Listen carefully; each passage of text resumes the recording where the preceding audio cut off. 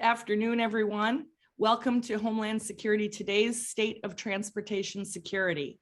My name is Christina Tanasichuk. I'm the executive editor of Homeland Security Today and the CEO of the Government Technology and Services Coalition. As many of you may recall, Homeland Security Today last year featured a commemoration for the 20th anniversary of 9/11. And with that, we had over 60 esteemed members of the Homeland Security community contribute their pieces on the state of Homeland Security in all the disciplines of interest to America. We were thrilled to have the leadership of the Transportation Security Administration, David Pekoske, be among those contributors. So welcome, sir. Thank you so much for your work in September. Thanks, Christina. I appreciate it. Yes. And of course, today, Administrator Pekoske is one of the only people from DHS leading an agency to work with us to provide a state of transportation security, which is certainly top of mind for everyone in Homeland. Administrator Pekoske leads a workforce of approximately 60,000 employees, including the Federal Air Marshal Service, and responsible for security in 450 airports. But probably most importantly, Administrator, you touch almost every American's life every single day, because transportation, whatever mode, touches all of us. So we are thrilled to have you here. If you don't know a bit of Administrator Pekoske's background, he's literally been king of DHS for quite a while. He served as the Department of Homeland Security's acting secretary. And then before joining TSA, he was actually a vice commandant of the US Coast Guard. So he has a long history in protecting the nation's sea and air. And with that, we are extremely, extremely honored to bring you today the state of transportation security from Administrator Pekoske. Over to you, sir.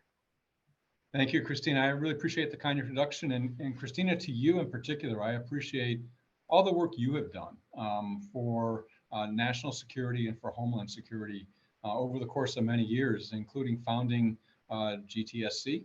And your role in InfraGard, which is one of my favorite organizations that is really, I think, a model partnership between the private sector and the Federal Bureau of Investigation. Really critical role that you play there and that you played at GTSC. And I'm really looking forward to the discussion we'll have this afternoon, and to give you kind of an update on the state of TSA, which I will tell you at the outset is outstanding.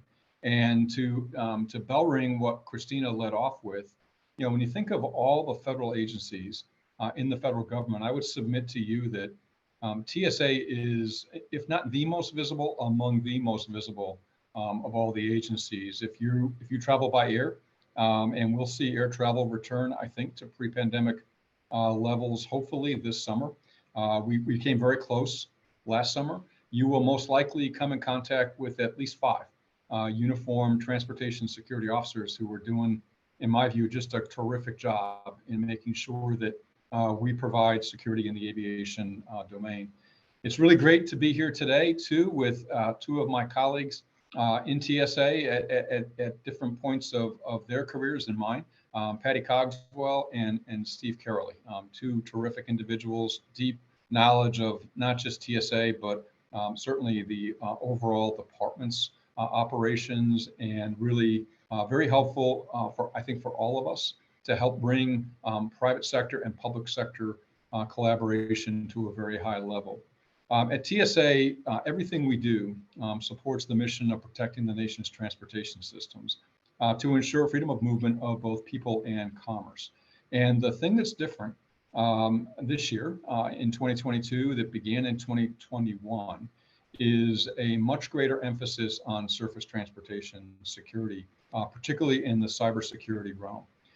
This morning, I want to step back for a second and talk about the genesis of our mission and why we work so hard to perform it with integrity, respect, and commitment. And those 3 values are the core values of TSA.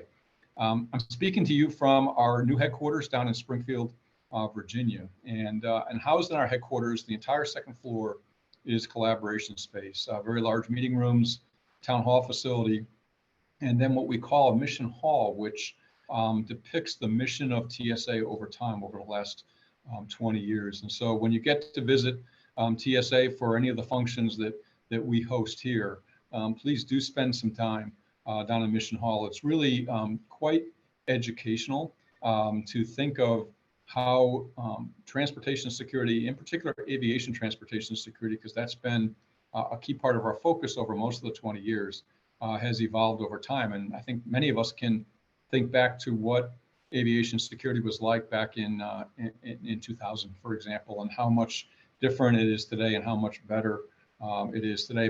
But down in the Mission Hall is a really important artifact for TSA, and it's our Cornerstone. And it was a gift from our founding secretary, because we were founded in the Department of Transportation. So our founding secretary was Norm Mineta.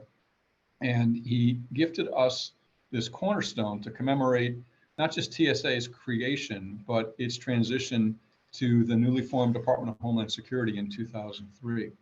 The Cornerstone is proudly displayed down there. I refer to it often, but I would just like to read for you some words in that Cornerstone, because when Secretary Mineta and Deputy Secretary Jackson created the Cornerstone and created the words that are etched into it, it carries special meaning for all of us in TSA, and meaning that has endured over the course of the 20 years. So it reads, forged on an anvil of cruel necessity and blood shed innocently, TSA was built urgently in time of war to preserve peace.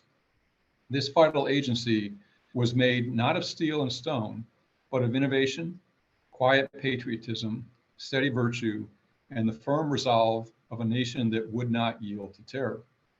This is the lasting cornerstone on which TSA was built. Those words, like I said, powerful when they are written, just as powerful, if not more so, today in 2022. And every year at TSA's 9/11 ceremony, which we always hold on 9/11, irrespective of what day of the week it is, we recite these powerful words to recommit ourselves to TSA's mission. After the attacks of September 11th, 2001, our nation emerged more united and determined than ever before to protect the homeland. And I think about that all the time. I think about the months immediately following 9/11 and the first few years after 9/11. And I think about how united this country was and how united all of our congressional overseers at the time. In fact, the entire Congress and the executive branch were reflecting the American public's determination to make sure that a 9/11 type attack never occurred again in the US homeland. But that determination to strengthen the security of the transportation system and ensure that freedom of movement for people and commerce led to the birth of TSA. Those events also inspired thousands of Americans from all walks of life to serve the country in ways they never previously imagined. Because TSA was the agency created in response to 9/11, people wanted to come and to contribute their effort to secure our country. Many people from diverse backgrounds made huge career shifts and family sacrifices to come to TSA and be a part of such an important mission. And many more have made their careers transforming TSA into the dynamic security organization that it is today. And as I travel around TSA, I meet many people still to this day, 20 years later, that came into TSA, wanted to contribute to the mission, wanted to be part of the building of a world-class security organization, completely committed to our mission today as they were back in 2001, 2002. And as we go through the course of the next year, because when the law was passed, the Aviation Transportation Security Act of 2001, that established TSA, it required that within 1 year of enactment, that all airports would be federalized, would have federal security. And so we will have a series of events across the nation as each airport celebrates the anniversary upon which they transition to federal control. We marked the 20th anniversary of TSA recently and took the opportunity to reflect on where we've been and where we are going. Though we began 20 years ago with the urgent and specific task of preventing another 9/11 style attack, our agency's mission and operations have expanded and evolved across the entire transportation landscape. from aviation and surface to the physical and the cyber domain. Since our founding, TSA has implemented a robust series of security procedures, hired a well-trained and highly skilled professional workforce, and introduced a wide array of state-of-the-art technologies to screen passengers, baggage, and cargo. We remain focused on our mission and are guided by our vision to be an agile security agency that engages our partners and the American people to outmatch a dynamic threat. And that vision was part of a process that we went through together with all of our partners, government, non-government, in transportation security, to really clearly articulate what we were about and where we wanted to go. Our challenge and responsibility today is not to mitigate current threats only, but to preempt evolving threats as our adversaries continue to adapt. In the 2000s, we witnessed hijackers using planes as weapons and concealing bombs in shoes, underwear, and soft drinks. In the 2010s, adversaries hid explosives in electronics and directed attacks on the public side of airports. Now in the 2020s, the threat landscape is made up of extremely sophisticated dangers, from state and non-state actors, with cyber attacks to concerns about hostile and non-hostile unmanned aircraft systems. At the same time, we are confronted with the current range of threats such as those from lone wolves, domestic violent extremists, and cyber actors. While the threat landscape has grown more complicated, one thing has not changed. We face ambitious adversaries who are intensely focused on finding a point of attack and waiting for their opportunity. And they are more technologically savvy than ever before. We have also faced another unprecedented and unexpected adversary, a global pandemic. In fact, we're, as you all know, going into year 3 of this global pandemic. If we have learned anything from COVID-19, it is that we must remain vigilant and adapt quickly to all threats, because not all threats are the same. Just like on 9/11, the COVID-19 pandemic will have a lasting impact on the future of transportation. Looking ahead to TSA's next 20 years, we will continue to be a nimble and entrepreneurial agency, focused on implementing risk-based security solutions for the American people. We will continue to develop and care for our workforce, strengthen and expand our partnerships around the world, and focus on improving technology to strengthen security. The focus on and commitment to innovation is a critical part of TSA's past and future success. Innovation is key to helping us stay ahead of the latest threats to transportation, which is why we've developed an innovation doctrine to make sure that these objectives remain at the forefront of everything we do. That doctrine was designed to accomplish several things. It establishes a disciplined and repeatable process for innovation at all levels, and it provides a framework as we partner with industry, academia, and government to share information and develop solutions to complex problems. And finally, it outlines the fundamental principles that guide us in coordinating and implementing agency-wide innovation. Our mission requires us to remain flexible and adaptable, to not only address the threats and challenges of today, but prepare for new ventures, challenges, and opportunities in the future. Our greatest advantage in today's world is agility, to accelerate action as outlined in our TSA strategy. We must accelerate how we engage new partnerships, contract methods, and policies while rapidly assessing new mission models and technologies. During the pandemic, we reaffirmed our commitment to accelerate new and innovative concepts and pursue advancements in technology and procedures to provide the most effective security for the traveling public in the safest way possible. Disruption was here, and we knew that there was an obligation to respond with agility and innovative practice. New technologies have played a pivotal role and have evolved in airport security and improved over the last 20 years as industry develops new methods to detect threats. Solutions like computed tomography X-ray machines, credential authentication technology, identity verification systems, and advanced imaging technology advancements for on-person threat detection continue to improve security outcomes and reduce physical contact during screening. We are also placing a renewed focus on biometric technology, which improves security effectiveness and screening efficiency. Biometrics are a powerful tool in security environments, and we will continue to ensure stringent passenger privacy safeguards are in place. And very soon, we will publish an identity management roadmap. I expect this roadmap to be out in the next couple of weeks, and it will lay out where we collectively, TSA and our industry partners and other agencies, intend to go in identity management. Internationally, TSA is establishing an open and modular system architecture to advance our risk-based screening objectives, promote rapid response to evolving threats, and expedite the delivery of innovative capabilities to the front line. Artificial intelligence is a promising horizontal emerging technology that promises to play a vital role, not only in our operational technology, but our vetting systems, staffing programs, and all aspects of agency operations. The potential impacts from AI on security of the homeland and upon our department's operational activities, both positive and negative, make it imperative for DHS to take a proactive role in the use of AI systems and contribute to the national conversation on the secure use of this transformative technology. We will continue to proactively explore the future state of the passenger screening experience and where artificial intelligence will disrupt or improve its capability. On-person screening using advanced imaging technology or AIT enhancements reduce the number of false alarms at the checkpoint, along with the number of pat-downs by using even more sophisticated millimeter wave technology. Coupled with emerging computer vision capabilities, AIT may continuously learn from millimeter wave data to better assess threats and prohibited items. Computer vision and machine learning has the capacity to ingest data and improve algorithms in real-time development.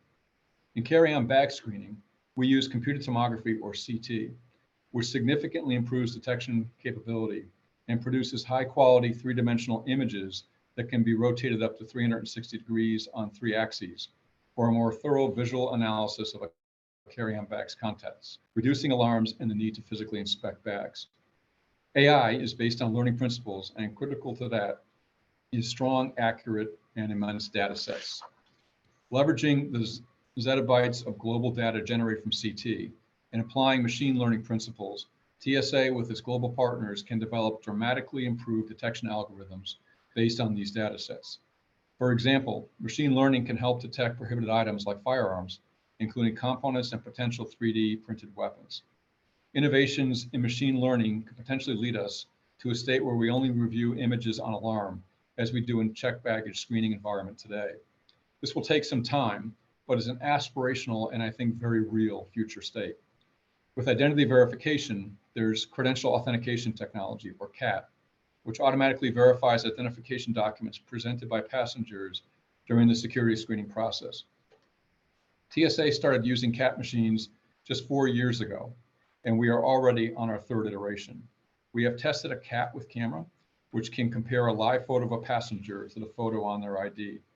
The next generation of CAT machines will allow passengers to scan their own IDs, further reducing touch points and contact, while also saving time for travelers. A key step to leveraging the opportunities presented by AI across our ecosystem was the open architecture agreement I signed last year in partnership with our international peers. Open architecture promises to improve how all transportation security agencies share data, integrate emerging technology at speed, remain cyber resilient, and advance our mission. New standards mean innovations and inventions seen in other sectors, often developed by lean emerging startups, can bring the same value to us. TSA is committed to leveraging all available industry, academic, intergovernmental, and international partners to meet our mission. These partnerships are key to our continued success. One thing I am particularly proud of is our success in working with our small business partners.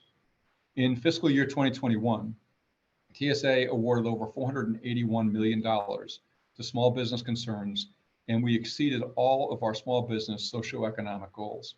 We more than doubled our small disadvantaged business goal of 5%, obligating over $281 million. And we more than doubled our hub zone goal of 3%, obligating over $132 million. We all know that the government is not always the easiest partner to work with for small businesses, and we are constantly striving to minimize hurdles. The federal contracting process and the reality of entrepreneurship are traditionally at odds. We are doing everything we can as an agency to get the best technology quickly, including from small businesses. By planning ahead of time and factoring in how we might scale and transition a solution at the beginning of the process, we can compress those timelines. Whether it is an international agreement such as open architecture, the DHS Silicon Valley investment program through science and technology, or competitions like the Power of Passengers Prize Challenge, TSA is committed to developing new pathways for emerging vendors.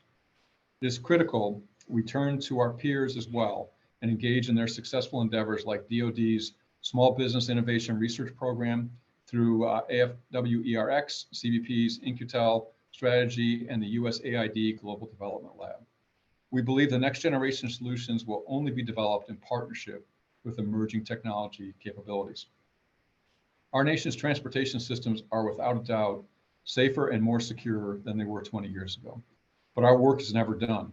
Protecting our nation's transportation systems requires robust partnerships like those we have with GTSC and others, and effective security operations across all modes of transportation. These joint efforts will be especially important as we work to address the evolving risks and threats across the transportation domain in the coming years.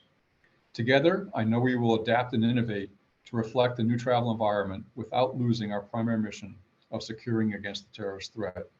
Thank you for inviting me to join you today.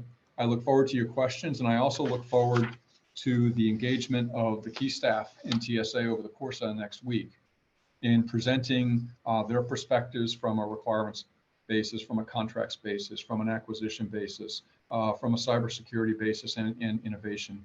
And we are all looking forward to that engagement. We learn a lot whenever we engage with GTSC and similar organizations. So it's been my privilege to kick off this week with TSA, and I look forward to your questions. And let me turn it back to Patty and Steve with questions. Thank you. Thank you. Administrator, do you have a couple minutes for questions? I sure do. Yep. Excellent. Okay, well, we do have a question to start us out about drones and the threat of drones and how you were addressing that.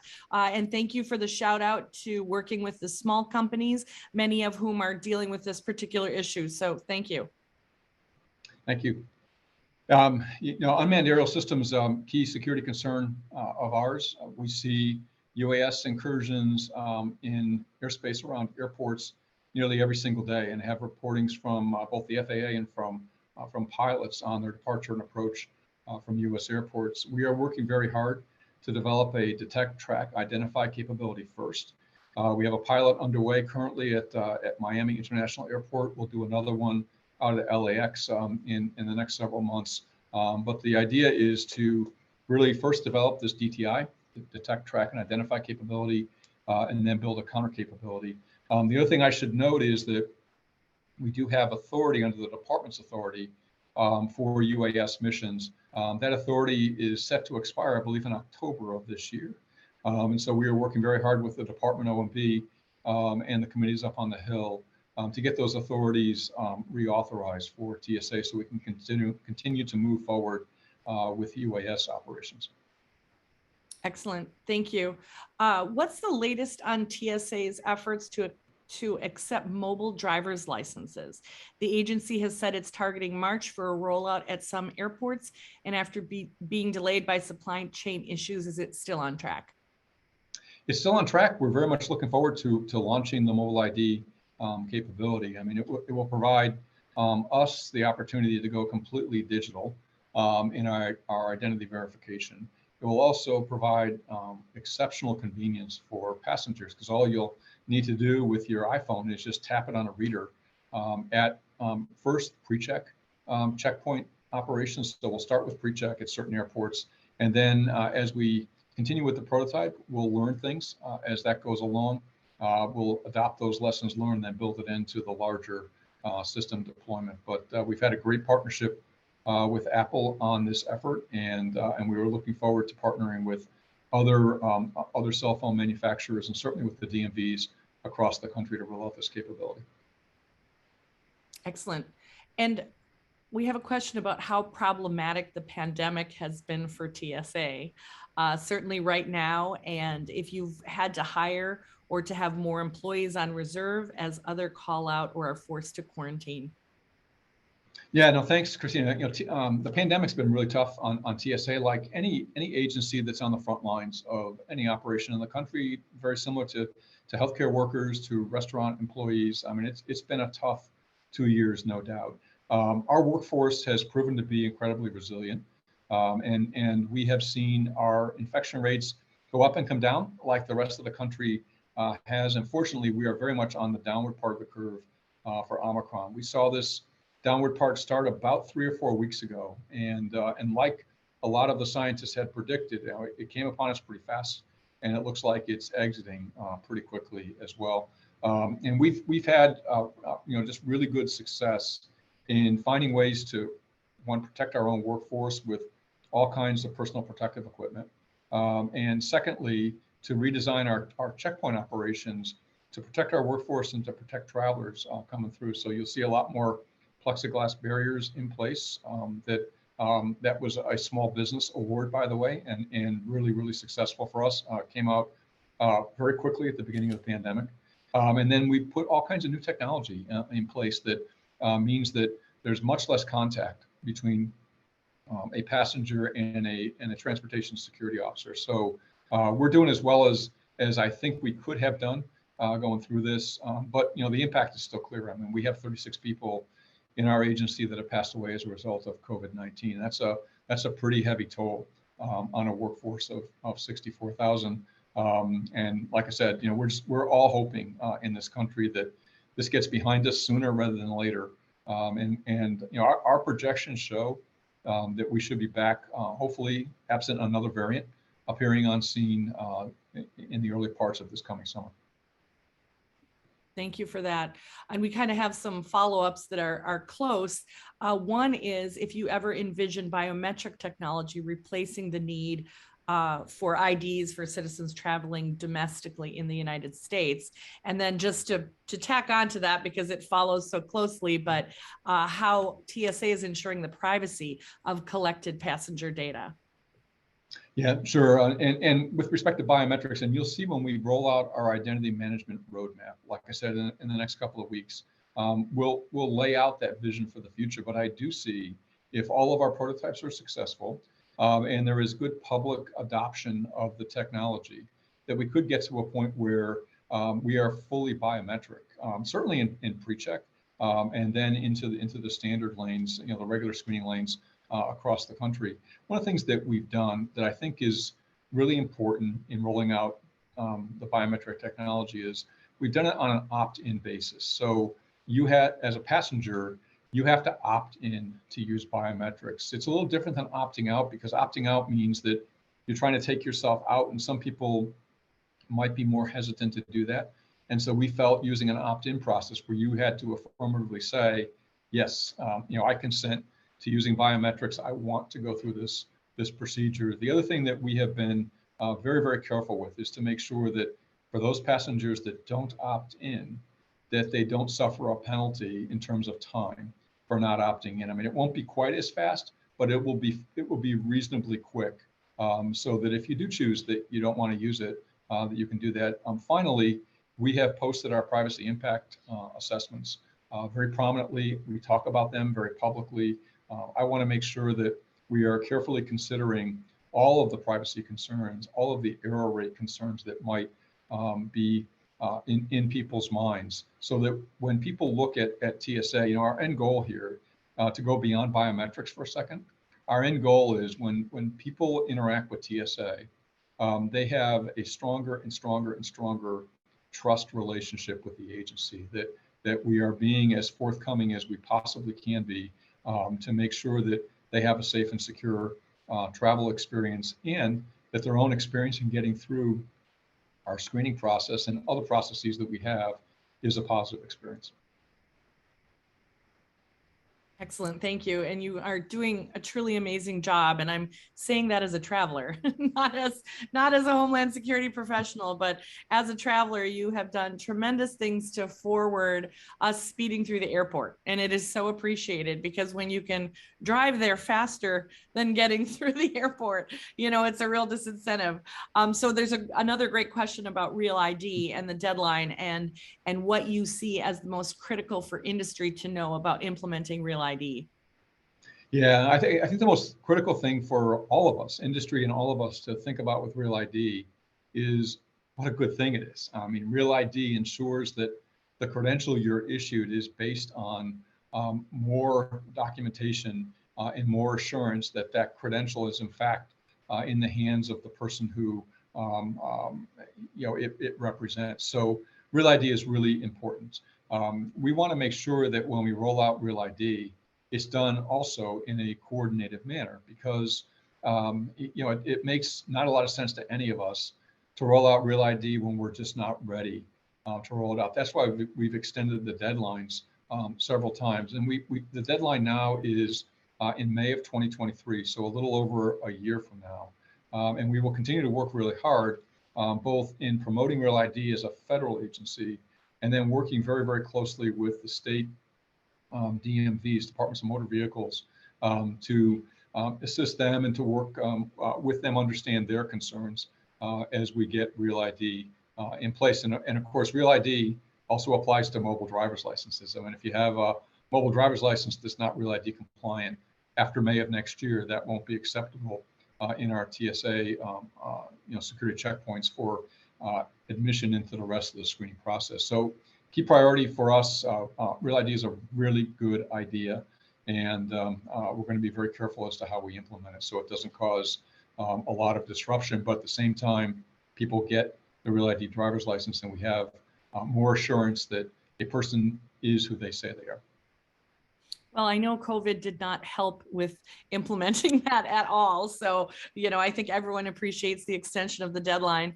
I want to keep you all day, of course, but I know you have other things to do. I'll do one comment and one more question, if that's all right. But sure. I really wanted to include the comment because I know that as the administrator, you probably get more flack than praise. And so this is a comment from the Port of Morgan City in Louisiana that wants to thank you and your TSA colleagues for their assistance in conducting an exercise related to their facility security plan. And he was just saying how much that was appreciated, and the training through the TSA's intermodal security training and exercise program, and how many representatives they were able to educate, and how appreciative that they are to you. So I like for you to hear the good stuff. Yeah, no, thanks, Christina. And thanks to Morgan City. I mean, one of the things that we always say is we're in this together, and we've got to do it all together. And we appreciate the partnership of the Port of Morgan City. Those ISTEP exercises are really important to, one, get everybody into thinking about, hey, what's their role going to be if something happens, and to understand all the interdependencies of, hey, what is everybody else doing? And be ready. I mean, in the Coast Guard motto is Semper Paratus, always ready.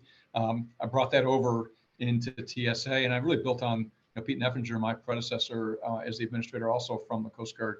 I mean, we want to make sure that we are collectively as ready as we possibly can be. And I would just extend the comment even further to say that everything that we do, whether it's in the aviation domain, working with rail, working with pipelines, working with ports, working with bus systems, transit systems, we do in partnership with others. And one of the things that's most gratifying about working in TSA is the strength and the depth of those partnerships. And so I really appreciate everybody sort of pulling on the same oar, if you will, to try to get us to a more secure and actually from a user perspective, a more convenient place from a safety and security perspective. Yes, you are doing a tremendous job. And so for our final question, we'll ask you kind of a more global question. It's a shout out to the many TSA screeners who stood the watch now, and especially during the lapse in appropriations in 2018-19. What is your position on the funding for aviation screeners and threat elimination restoration, FASTER Act? And are you exploring other options to ensure screeners are paid for the important work they do during any future government shutdown? Yes, and terrific question. And just a shout out to all of the transportation security officers who were part of TSA during that 35-day government shutdown. I mean, they stood the watch. We didn't have any degradation in our screening capability, and they weren't getting paid for 35 days. That's a long time to go without being paid. The other issue that we have is pay equity, and if I had to lay out my highest priorities as the administrator in 2022 going into 2023, there are two of them. One is to ensure that we achieve pay equity in TSA for everybody. I mean, everybody in this agency, if you compare their pay in our pay band system compared to what they would get if they were a part of the system in the general schedule, just comparing the pay, looking at for us, a K band employee as compared to a GS-15 or an E band TSO as compared to a GS-7, there's a significant discrepancy there that is fundamentally unfair, and we need to remedy it. And so, my highest priority overall is that to fix that issue, because it's just not right, and it's going to affect us. I mean, it affects us to a degree in our recruiting and in our retention, and it also affects the value that our employees feel based on what they're being compensated for. And so, I think that is one of the very most important things that I hope the Congress takes up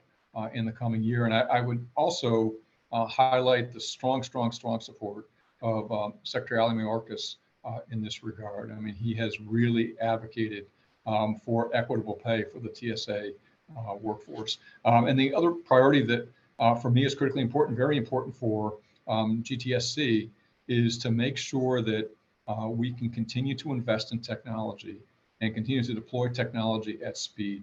We have a very, very large system in this country, 2,400 screening lanes overall. And I want to, as quickly as we can, get some of the technology solutions that I described outfielded. We've already got a good start on this, but we've got much more to do. And so two key priorities: getting pay equity, and second is to continue the technology investment. And when you think about it too, the technology investment is at its core designed to put the right tools in the hands of our frontline workforce so that they can continue to do the great job that they do. Thanks. Excellent. Well, and as you know, that technology changes all the time. So making sure that you get things that, the government buys and then is able to also use tomorrow is a huge task. So we appreciate your attention to that. And yes, GTSC, they're all chomping at the bit. So thank you very much. Well, I want to thank you for your time, and we could not do any of our work without the members of the Government Technology and Services Coalition. They collectively work for a better, stronger Homeland Security enterprise. And we especially want to thank Excelicon, Dignari, SAIC, and Grant Thornton for supporting this whole week. So we appreciate your time today, sir, and we will continue. Feel free to stay with us for longer. We love you and we want you to stay. So if you have the time, we welcome you. But otherwise, thank you for what you're doing for the country throughout your entire career. We are grateful to you as a nation, and certainly, HSToday and GTSC as a side. But it's great to see you there. It's great to see your colleagues like Admiral Neffinger on our editorial board. So, whenever you want to join us, come on down. Thank you, sir. Sounds good. Thank you, Christina. Appreciate it. Thanks, everybody. So to further our discussion and our reputation and mission to bring you the finest, most legitimate speakers and contributors, I am thrilled to bring you two of the Government Technology and Services Coalition strategic advisors and editorial board members of Homeland Security Today, Patricia Cogswell and Steve Caroli. Yay! Hi, you guys. And we're trying to make this more interactive and fun, and so Steve and Patty are together, so we love to see that. Many here today know that both of them are leaders who've navigated both the public and private sector, but most notably served the Homeland mission for a majority of their career. So first, I'd like to introduce Patricia Cogswell. I don't know if you need an introduction, Patty. You have so many fans all across the globe, but she's been a Homeland and National Security executive with 24 years of experience, 13 years as a senior executive, and she's led programs at the White House, Department of Homeland Security, Department of Justice, in transportation, intelligence, policy, border security, screening, and information sharing. She has been at DHS and at the US government, working with foreign partners on screening and vetting programs, counterterrorism, transnational organized crime. I mean, the list goes on and on. So in addition to serving as Deputy Administrator of TSA, she also held positions as Assistant Director for Intelligence at ICE. She was acting secretary within Office of Intelligence and Analysis, Acting Assistant Secretary for Policy Integration and Implementation, and Deputy Assistant Secretary for Screening and Coordination at DHS. She previously served at the National Security Council as Acting Deputy Assistant to the President for Homeland Security and Counterterrorism, and as Special Assistant to the President for Transborder Security.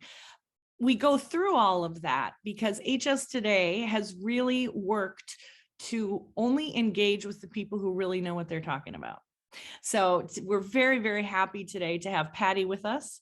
And I also want to introduce Steve. Steve, you are also renowned, but more in really the security realm. So at TSA, you really were, king of security. Steve is now Executive Vice President of K2 Security Screening Group, but he was former Acting Assistant Administrator for TSA's Office of Requirements and Capabilities Analysis, ORCA. And if anybody really knows what an ORCA is, that is really the backbone to the security, because if you don't get that stuff right, nothing is right. So it was a huge job and incredibly important for the safety of all traveling Americans. So he also served as TSA's Deputy Assistant Administrator for the Office of Security Capabilities and CBP's Chief Engineer and Director of Systems Engineering for the Office of Technology Innovation and Acquisition. So with that, knowing now that you two are two of the best experts in America, I'd like to turn it over to you to just make some comments on the administrator's address, and certainly we'll continue with our questions. So if you have questions, please do put them in the Q&A box and we will get to absolutely as many as we can. Thank you and welcome to you both. Thank you, Christina. And first off, I got to start with Steve. From here on out, I'm going to call you King of Security. Yeah, I don't know. I think chief cook and bottle washer. It sounds like that totally works. Christina, as we mentioned to you, our game plan for this part of the session is we want it to be super informal. And so we have sort of pre-plotted a few questions we're going to ask each other. With the aim of, as you pointed out, building on a lot of the things that Administrator Pekoske also hit, but maybe a few things he didn't, we'll see. But our game plan really is taking the tone you've set, the point of TSA just celebrated its 20th anniversary. We just had the 20th anniversary of 9/11. So it's sort of a perfect opportunity to think about how far we've come and where we want to go from here. So with that, I think I'm going to have Steve start out first with us, talking about what you see as the critical threats are and what are the near-term opportunities, as well as some maybe a bit further out. Okay, thank you, Patty. I think before I just jump into the threats, and you heard obviously several from the administrator, let me set the context, if you will. So as I think everybody knows, the U.S. transportation system is still and remains a high value target for the bad actor. It is critical to the economics of the U.S. It's critical to national security. It's used by millions, and it's highly interdependent, meaning if something happens in one node, it's going to ripple throughout. So it's still a very attractive target for the bad actors. But TSA is doing a really good job. I mean, if you really look at across the board, in the last 20 years, they have really matured along their path. I kind of look at it as the first 10, it's almost split within 10 years and 10 years. So the first 10 years, I feel that they've been more reactive, meaning, the shoe bomber comes out and then they have some TTP changes, techniques, and procedure changes. Taking shoes off, for example. The underwear bomber comes out and then we have the whole body scanner, the AITs, if you will. So kind of more a reactive organization. But after that first 10 years, I think they've come, and I think the Admiral mentioned it as well, very proactive. I mean, especially in the last 5 to 7 years, they've come out with automated screening lanes. They've come out with computed tomography at the checkpoint. They come out with biometrics. The Admiral mentioned artificial intelligence, machine learning. All those are in the works right now. So between what they have already deployed and what could be deployed in the next few years, again, a very proactive stance. And that's going to play into the threat discussion momentarily. But, they've also done things like more data sharing amongst organizations, more within the national security organizations. And that's a big thing, but it's also a challenge for them, and we'll get there. But anyway, so they've been very successful, very mature that way. I think they also were very successful in the balancing act. So think of it as a scale. On one side of the scale is security. On the other side of the scale is customer experience. That kind of aligns nicely what TSA always says, what they care about, which is security effectiveness and efficiency. So they have that going on. And so, you know, when something happens, security gets the focus. I mean, constantly by everybody. Obviously, TSA always focus on security, but outsiders also focus on that. And as events get like further in the past, you know, you look in the rearview mirror and 5-10 years later, they kind of forget about the security. And I'm talking the customer, maybe the airline, airport operator. Not that they don't forget about it, but maybe the focus is more on this customer experience thing. So they've done a good job kind of balancing that out. The other thing I think they've done a good job balancing is the use of automation, biometrics, for example, and the privacy. You heard that from the administrator. They're walking that tight rope, if you will, between the two. But you know, the discussion is how much privacy will people be willing to give up for convenience? That is the question. That's what TSA is constantly working on. So as I said, they've been very successful and maturing along the way. But as they mature, they're deploying their technology that they use actually matures along the way. But so does those threat actors and even the threat vectors.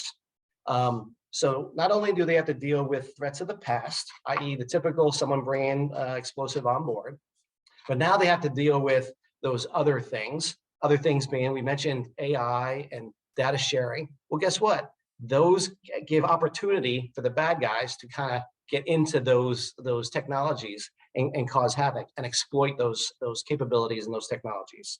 So, you know, one of the things that TSA is doing is they're trying to connect all these technologies and capabilities to have a better answer when it comes to security. Well, as you increase connectivity between those technologies, it actually opens the door up for both virtual and physical threats. And we talk about that here shortly.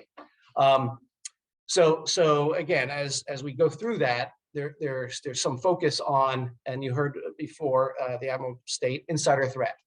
So that one is obviously has been there, and it continues to be there. And if you think about that insider threat, there's what, over 1 million insiders plus in the transportation enterprise. That's a lot of folks to have to deal with, right? And so, you know, think of COVID. COVID caused a lot of economic issues. There's a lot of economic issues now. Does that kind of lean someone towards doing something that they probably shouldn't be doing? Possibly.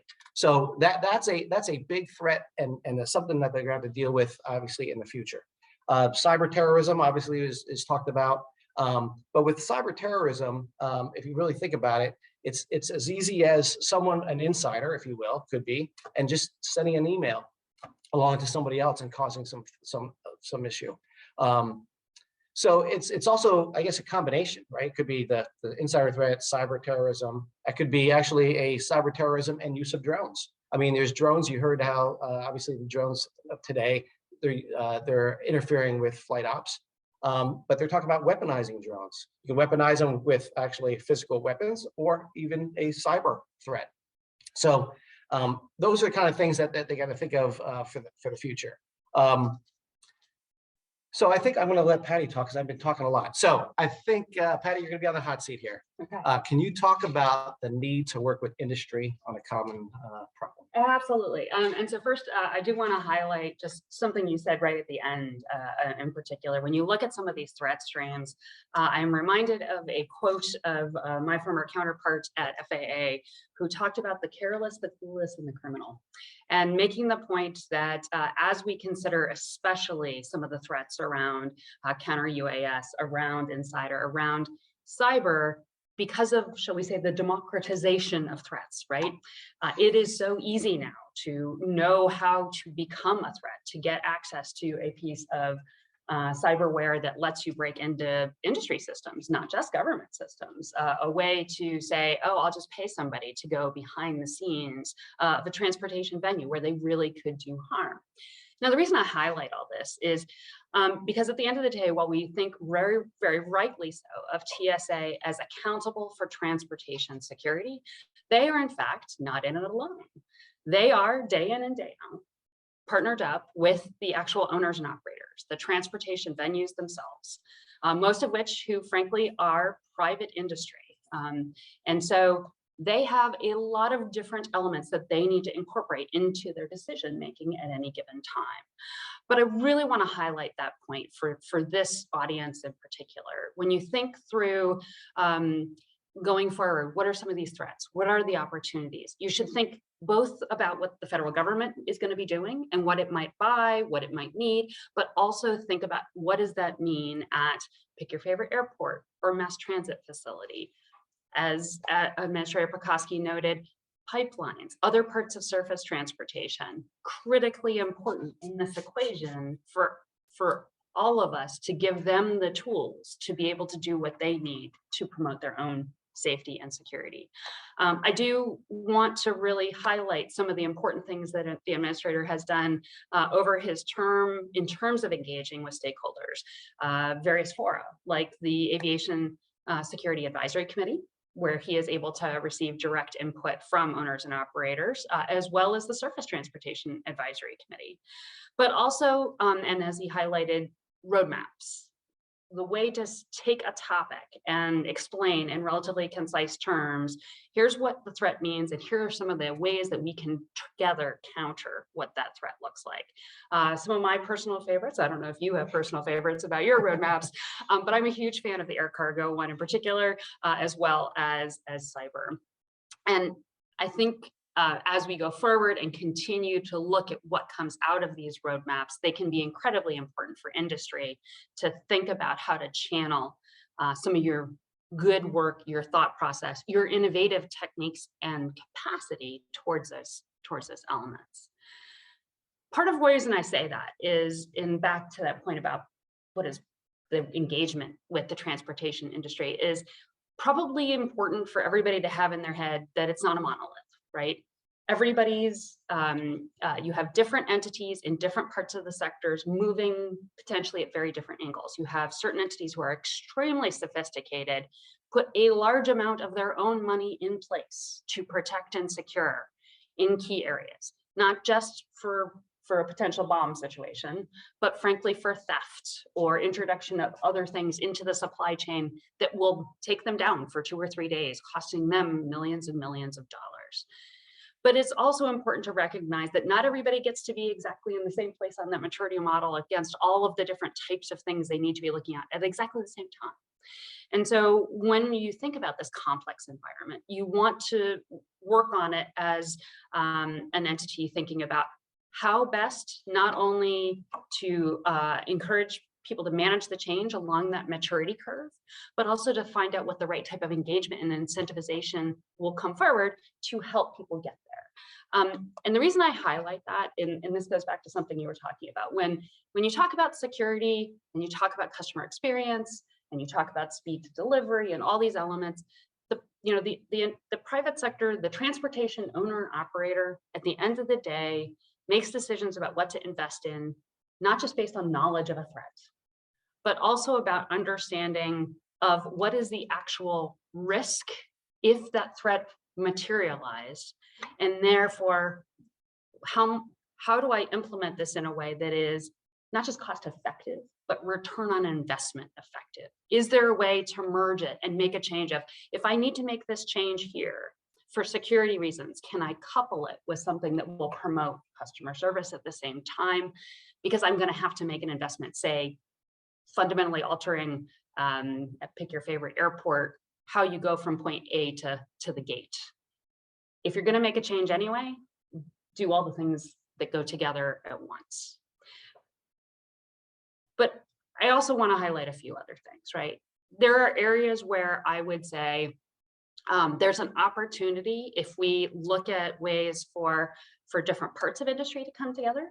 So the vendor community, the owners, operators, as well as the government to come together and say, how can we best look for opportunity space, leveraging combined capabilities against common problems. And I'll use as an example, as someone who flew last fall and encountered this directly, wayfinding. So how many of us would really love the ability that you haven't traveled through this airport in the last 6 months, and you know it's under construction, and there's a way for you to be told, okay, your gate's over here, you're parked over here, let me give you instructions so you don't spend all of your time trying to figure out where you're gonna go. So is it TSA's job to figure out wayfinding for every single airport? No. Does TSA have an interest in it? Absolutely, because that will help, hopefully, its ability to manage its security lines and the ability to get passengers' bags through. So how can everybody come together, use that capability to solve common problems that really help the passengers at the end of the day? All right, one last thing to highlight in this space. From my perspective, lots of opportunity to really incentivize public-private partnership and take it from great ideas that come in. TSA has plenty of examples through the Innovation Task Force, through its other mechanisms of great things they're doing to promote the generation of new ideas.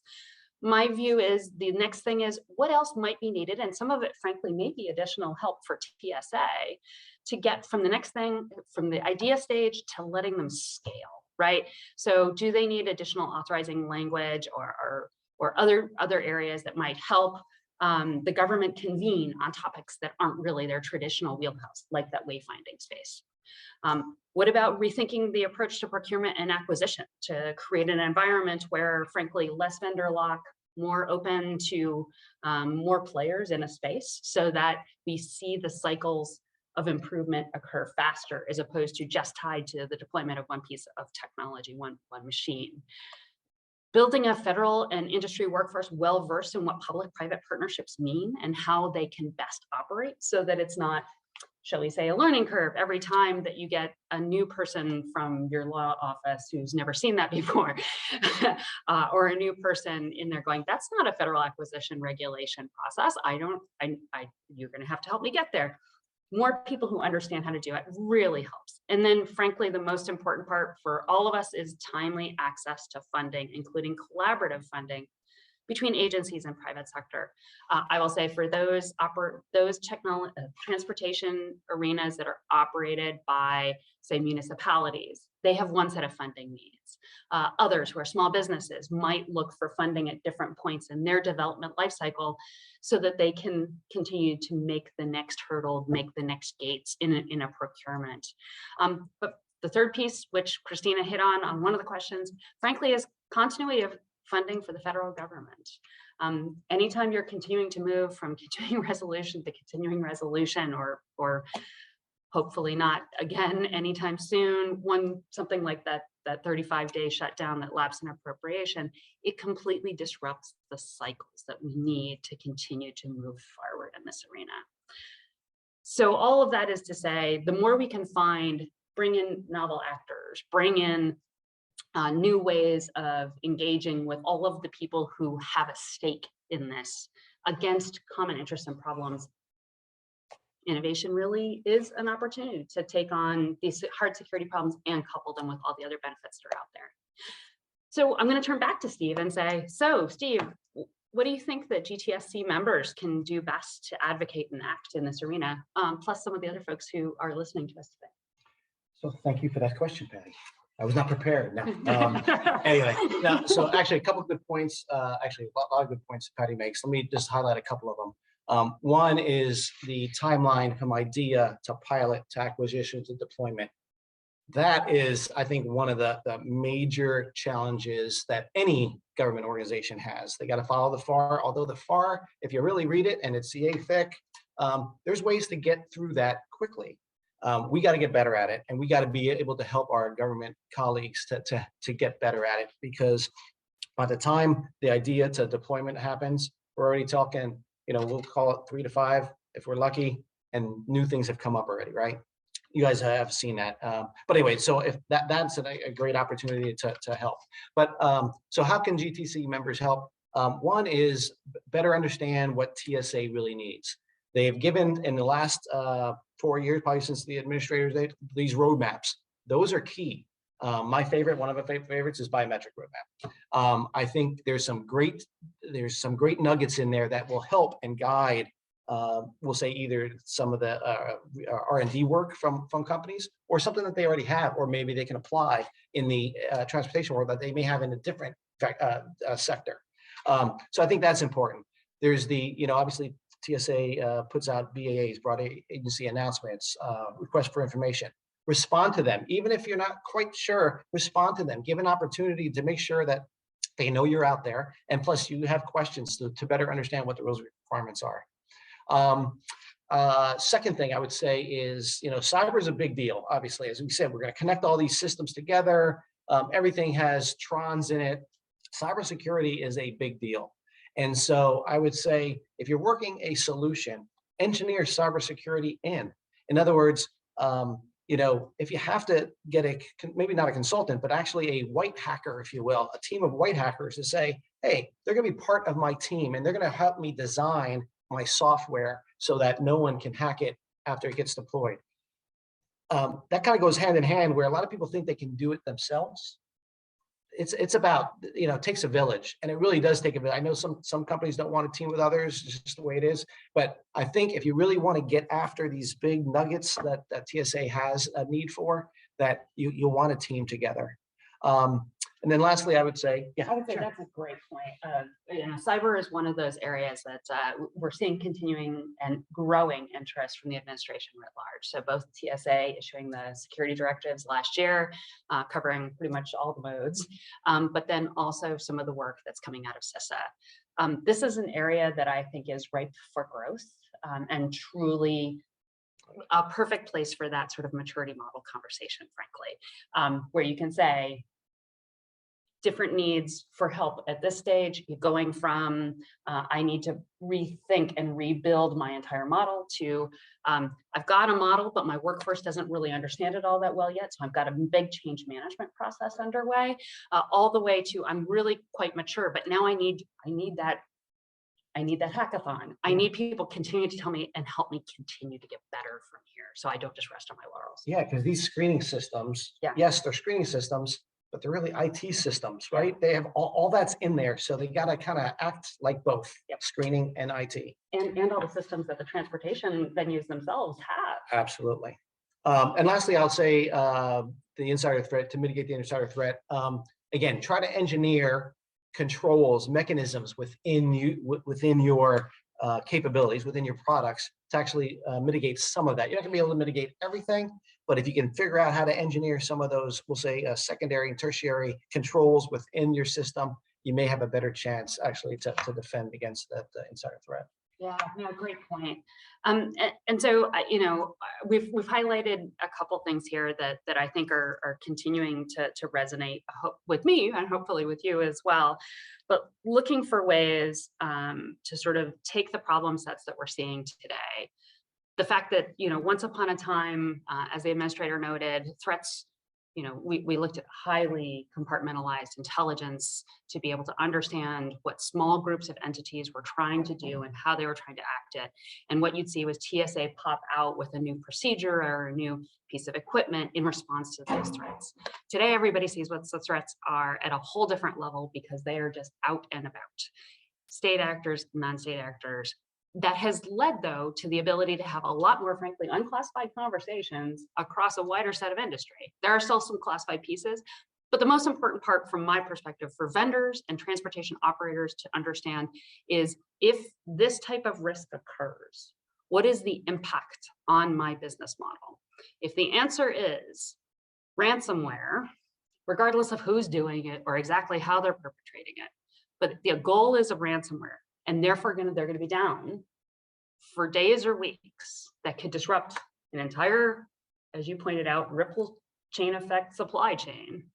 That's worth investing in some proactive efforts to make sure that doesn't happen. So how do we have that part of the conversation in a way that we just need to have on steroids, frankly, much faster than the old models were, and going from there. But the last couple things, I encourage everyone on here who's in the vendor community to also really think across lines, right? Many companies split up sort of the the space between who are the state, local, who's the commercial consultants or vendors, who's got the federal piece, and they don't necessarily integrate that process across their own parts of their companies. I would encourage you to find ways to do so, because it just gives you innovation opportunities that you might not otherwise know if you weren't looking at it that way. Yeah, because I would say, like, even before DHS, I was a DoD guy, so it's one of those things where now you have DoD, DHS, and things that were built in the DoD world may or may not apply to DHS world, national security, but most likely it does in some form or effect, and you can kind of tweak it a little bit to make it apply rather than start from scratch. And I'd say, don't be afraid. Don't exactly. Don't be afraid to use something that's already been built for maybe some other mission and apply it into ours if it makes sense to address the requirements. So with that, I will just go back to where we started, which is post TSA's 20th anniversary, past DHS's, past the 20th anniversary of 9/11, coming up on DHS's 20th anniversary. Real big opportunity, I think, to sort of think about where we want to be 20 years from now. What should that look like, and where should we go? All right, I think we turn it back to Christina and see what questions we didn't cover that she wanted us to. Well, I can't really say that you guys didn't do anything, because you're the man, so to speak. I would love to get to some of your questions, the questions that were left over, but also just, all of the changes that TSA is undergoing, the Real ID, all of these things will make security better. Because, knowing that the person going through security is the person going through security, all of these kind of advancements are incredibly important. And we're seeing a lot of questions about AI and some of the technologies. I guess, what is your advice on kind of what I alluded to when the administrator was on, but that, I have a kid, she has an iPhone. We have to switch that iPhone out every 2 years. There's no way the government can afford to do that across a massive workforce. What is your advice for technology providers who really want them to buy their latest new thing, but that might, be obsolete in 2 years or a year or whatever? How can we continue to do what Admiral Pekoske said, which is bring in the latest and greatest as quickly as possible, but make sure that it has some lifespan to it? Yeah.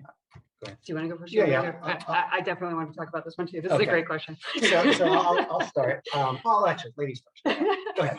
So from my perspective, this is again something that has started during Administrator Pekoske's term.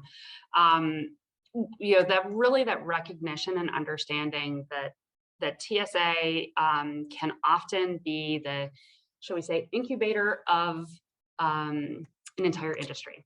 So, once upon a time, TSA was the only one buying certain types of X-ray machines, right? And then when it came time for foreign governments to buy or private sector, they couldn't use what TSA had already approved or done, right? It was two separate processes, never the two shall meet. There's a real understanding, I think, now underway that doesn't have to be the case. TSA is running periodic reviews where they keep opening up the cycle to allow other vendors to come in, have their machines be tested out at the same level of quality. And then because of that, they will be put on a qualified products list, which many different entities can now buy off of. That opens up the fact that small entities who maybe would have difficulty with 450 airports, but really could do some of these other places. It's not an all or nothing in the way it was back in the day, which I really appreciate. The other thing that's underway right now, you saw TSA sign up for a wonderful report that I think came out in 2020 with Heathrow Airport and Airports Council International around looking for ways to have vendor agnostic tool sets, open software standards, so that you can have the equipment and the software not solely bundled together. This means you can have different vendors put in at different times, ways to improve algorithms, whether or not they've got the underlying technology, because the machine puts out something in a standard format that can be then read, used, wherever. Administrator Pekoske highlighted they actually were able to upgrade the capability of the existing AIT machines through a hackathon process sponsored by S&T, who came, put out the request. They got multiple different entities. They sort of took the 3 best, put them together, and that's what they ended up using. So there's lots of these types of ways where if you just sort of change from that traditional hard and fast procurement process, every 10 years I'm buying a new machine and then that's my vendor, you can keep more in the space along the way, and you can have the fleet sort of expire at different times or different buyers out there. So it's not just one buyer. Yep. Right, that's my quick and dirty. Very Over good. to you. She almost started sounding like an engineer near the end of that, which I was like, oh, that's actually pretty good. So I was going to say, the big question, future proofing is really the question. How do you future proof capabilities, today for being able to use 5-10 years from now? And Patty kind of got to it without saying the words open architecture. And that's what she was saying is kind of like you have the software do one thing and hardware do it. If you can design this, and a lot of people, there's a lot of definition what open architecture means and stuff, and even from a different organization within the government, there's different definitions. But if you could really truly be open and say, you know what, I now need a new, something came through, I need a new sensor of this. Instead of cutting out the whole entire guts, now I'm just focusing on that one little piece. I added it into my widget that I have, and voila, I'm there. And I know there are some systems out there today that are looking at that and doing that today. So that's great. So how do you get a feel for that is, we keep on mentioning these roadmaps. That's one way. The roadmap is what they're kind of looking at, 5 years down the road, 10 years down the road. That'll give you some insight into figuring out where you need to be. And lastly, I'll say, and Patty brought up S&T, DHS S&T.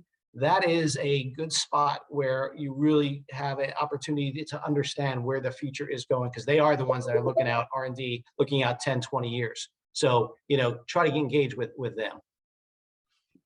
Excellent. And we're actually queuing up in S&T days as we speak. So that's fantastic. So we do have a question, and I think, Steve, both of you can comment on this, but a comment on the state of the capabilities acceptance program, and if you see this becoming increasingly an option for airports to procure emerging technology. Yeah, yes, absolutely. Obviously, it's well documented in TSA's set of documentation online. They are getting better at it, meaning they're understanding it themselves. It's a two-way street when it comes to that. Obviously, TSA does have a mission to go and secure these airports around the country. However, again, they only have a certain amount of budget and a certain allocation of equipment. So eventually, everybody will get what they need to get and what is required. But some airports may want to get it quicker. Well, then they can go down that public-private partnership discussion Patty's talked about and say, okay, well, maybe I'm willing to buy that. So there is a very formal process. TSA runs it really well. And again, it's online for everybody to see. But yes, I see that ongoing for years to come, because there's not enough money to do everything in the government. I agree, and frankly, from my perspective, that's another way also to speed up that innovation cycle. So while I was still at TSA, we had the first round of the capability acceptance process with the first round of those CT machines, and the pieces we learned to be able to move to the next cycle were so critical for both the airport and us, right? And it was just invaluable overall, and I think creates a virtual cycle. Yeah, and you mentioned return on investment, Patty, earlier. Yeah. And that's exactly the airports and airport operators who are going to decide to, or airlines are going to decide to go do this process or use this process. Trust me, they have a very detailed, focused ROI, and they have a formula for that, and they determine that, yes, you know what, I'm willing to invest in this equipment, donate it back to TSA because of what they get at the end. So that's important too. Absolutely. So kind of a good question to follow up with this. What are the most important qualities that you need and look for from the contractor community providing support services to TSA? So I think they meant you in the broad sense, and actually wanted to ask the administrator this, and we didn't have time. So your insights on that, now that you're actually out of TSA, are probably going to be more candid and frank than they could have been. So. I'm going to let Patty do that first. She was the deputy, but all means, come on. So I will tell a story of, one of the pieces that I used to go out when I was in the role as deputy administrator, I would go out on a regular basis and say, why did I?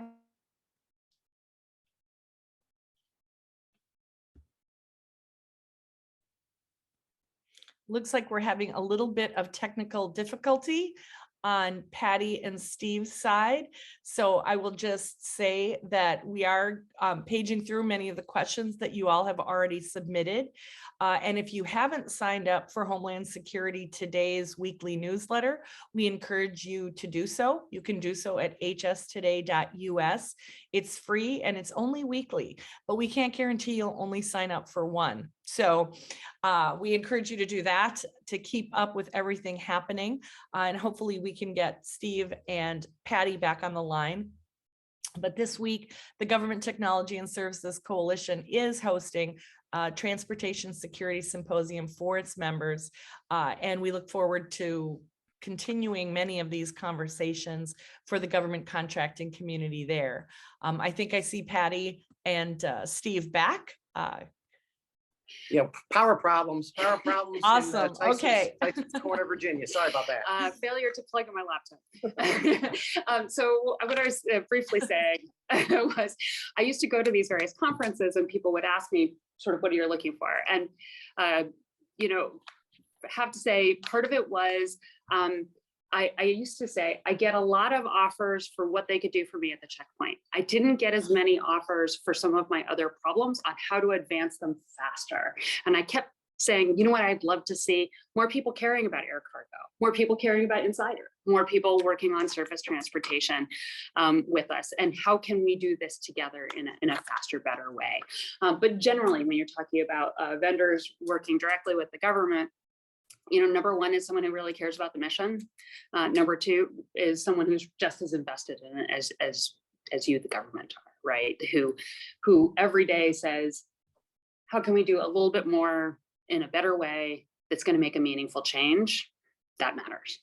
Yep. And I was a mission first. Yeah, and you get a feel for companies that are mission oriented versus looking for the bottom line. You really do. Not that it's nothing wrong with getting the bottom line. Obviously, that's what they're in the business for. However, it is really mission first. And then transparency. As much as you want the government to be transparent, you, the vendor or the consultant, need to be transparent as well. And then I guess I lost my thought. That's it. You'll get it back, I'm sure. I am will. sure.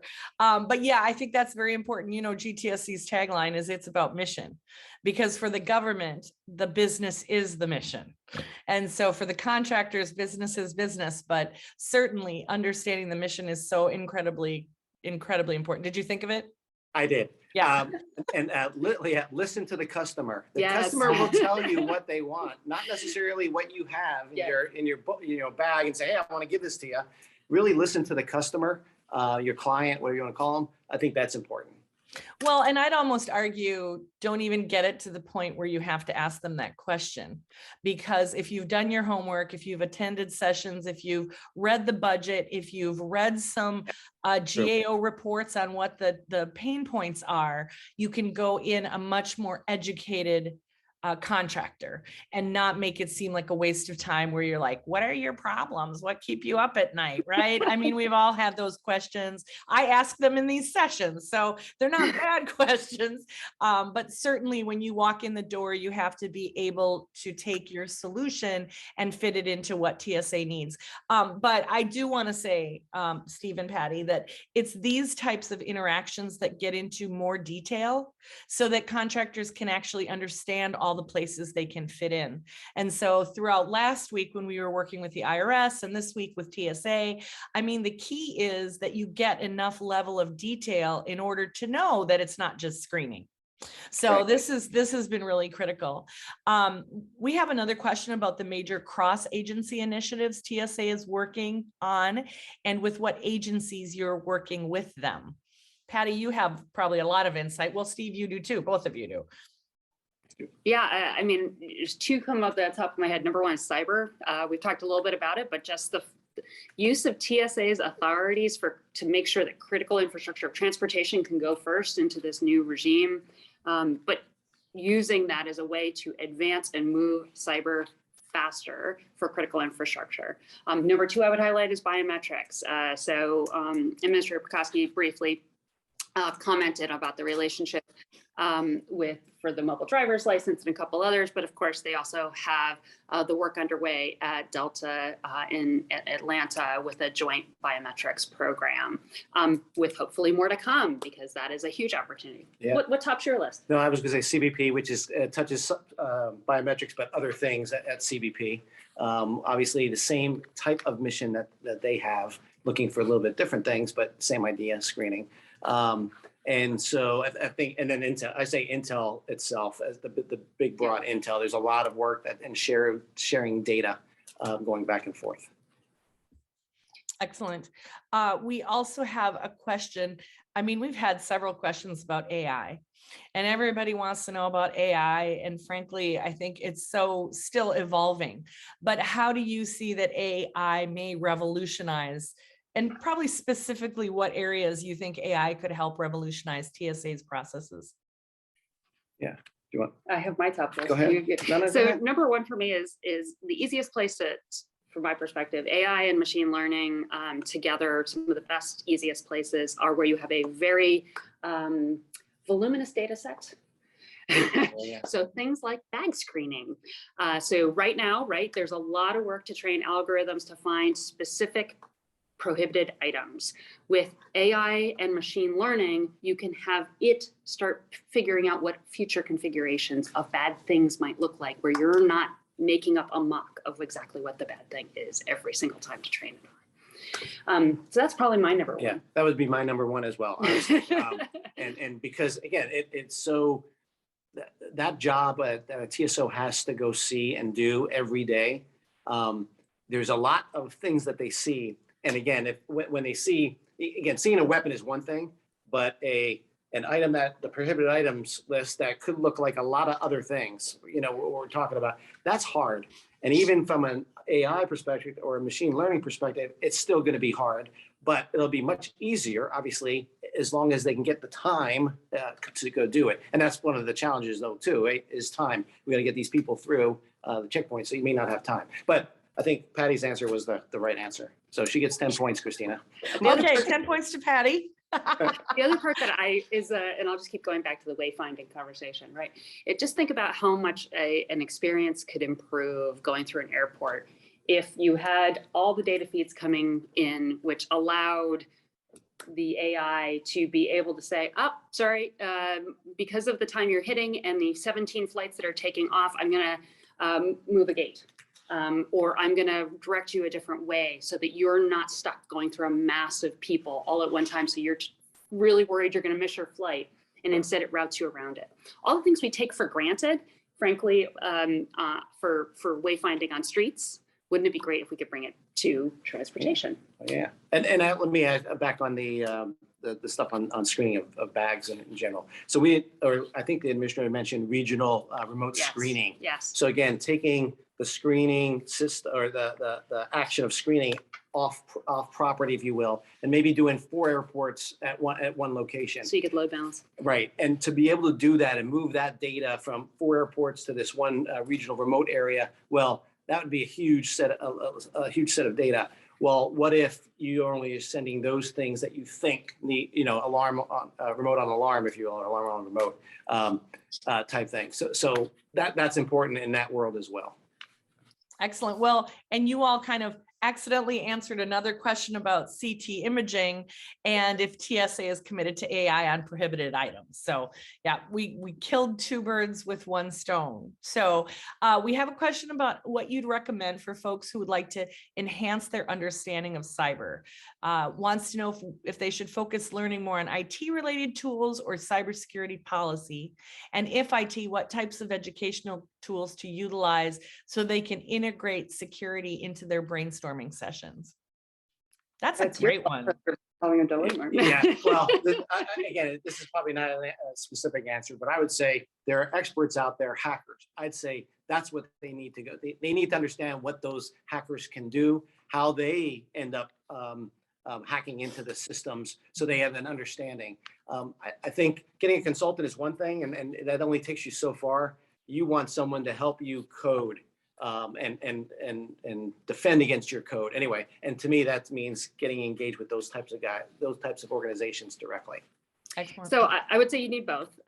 So on the front end, when you're first setting up your program, you need sort of a disciplined process at which you could set it up, right? A roadmap, for lack of a better word, to help you understand, here's the 7 things I need to do in order to have a secure system, a secure environment, and a workforce who understands the security protocols. Then you definitely need to test it. And that gets it in particular at what Steve was just saying. Yeah, and I agree. So yeah, I kind of made the assumption that they already knew the set of requirements, but you're absolutely right. So DHS has their own set of requirements, and so does other parts of the government on And cyber. transportation. So that is very important to know, to understand, and what applies and what doesn't. Yeah, test- people love that. They love the varying requirements. Yeah. Testing yourself. TSA has a process I love where they red team. They actually intentionally try to get through devices or materials through various programs. I am a huge believer that it helps you find the things that actually matter that you are not defended against. Excellent. So diversity, equity, and inclusion is a major thrust for the administration and TSA. What is your opinion about how DEI can help advance security in the transportation sector? It's all you. So the good news is, I know for TSA itself, they have recently had their own diversity and inclusion action committee. I believe it's IAC is the term, produce a report for how they can better engage with their workforce and promote the right types of not only values, but promotion potential possibilities for their workforce. Overall, the big thing I always like to say is at the end of the day, security is a team sport, and you value and benefit best when you have a diversity of voices and backgrounds helping you do that. And I know Christina's heard me say this before, but one of the findings of the 9/11 Commission was in fact groupthink. You had too many of the analysts come up exactly the same way. So they all thought the same way. They normalized really fast on what they thought the adversary was going to do. As soon as you get somebody else in the mix who didn't grow up the same way, I know Administrator Pekoske loves talking about if you can do one-stop security where you've got both ends of a particular route, another country, red teaming, they don't think the same way we think. Together, we make the system stronger if we are operating together. That is how I approach diversity, equity, and inclusion. That gives you your best option at security results. We all are better as a result. Absolutely. That is incredibly great advice. And we have time for one more question. I think this is a great one to end on, and that is how you think that TSA should be engaging national labs and academia to support the mission. Yeah, I'm a huge believer in that. Obviously, the problems aren't going to get solved on their own. Like Patty said, it's a team sport. It takes a village, if you will. It takes the academia, it takes labs, it takes engineering organizations, it takes management organizations, it takes requirements organizations. As a system engineer, that means you're like a maestro of a concert band, whatever, and you need everybody, right? You need trombone players, you need trumpets, you need the oboes, et cetera, et cetera. That is really what you need, and you need to be part of that. So yeah, I'm a firm believer in going and engaging with those organizations and trying to get help from those organizations. So I agree with everything you said. I will add two specific pieces. My perspective is there are wonderful times where the U.S. government can be incredibly helpful in early stage R&D to get things off the ground or around a specific problem set because there's not enough private sector interest to get it moving. But past that point, labs and places like NIST and other DHS S&Ts can be incredibly valuable in helping mature markets. So my favorite example is in fact actually in biometrics. One of the things that the DHS S&T does is they offer periodically to have every vendor come in and be tested against a common data set. So they can tell you exactly, you do very well at finding this, you don't do well at finding this. Let me tell you what not just your overall match score is, and not just what your false positives, false negatives are, but where you're going, which means you can get better in a fair process, which means all of us are better off because the tools keep advancing, and you have a neutral arbiter who can give you results saying they have met these requirements. So that's one of the things I love to see, is that sort of truth teller who's positioned, they don't have an end stake in the game, but which Honest vendor broker. wins. Right. Excellent. Well, that's great. Thank you so much for your time today. We ended exactly on time, which is perfection. But more importantly, I think we were able to cover such a wide variety of topics and certainly give more of a state of where we are in transportation security. So it's not all bad, it's all good. Room for improvement, which just gives everyone something to do. God forbid we get a break with the pandemic and everything else that's happened. So we really, really appreciate your time. We appreciate your contributions to both Homeland Security Today and the Government Technology and Services Coalition. We are so extremely proud to have you among us, and we thank you for being with us today. So thank you both. Now you go off and have a wonderful dinner, and I'll just sit here by myself. All right, Christina. Thanks for having us. Thank you again, Christina. Thank you. Thank you all for joining us. Thank you. Thank you, the audience, all for joining us. And please, I do beg everyone on all of these sessions to make us a safe sender. You can't get the links, you can't get anything if we are blocked by your firewalls, and there's nothing we can do about it. So thank you for that. And we look forward to seeing you tomorrow. Have a great evening.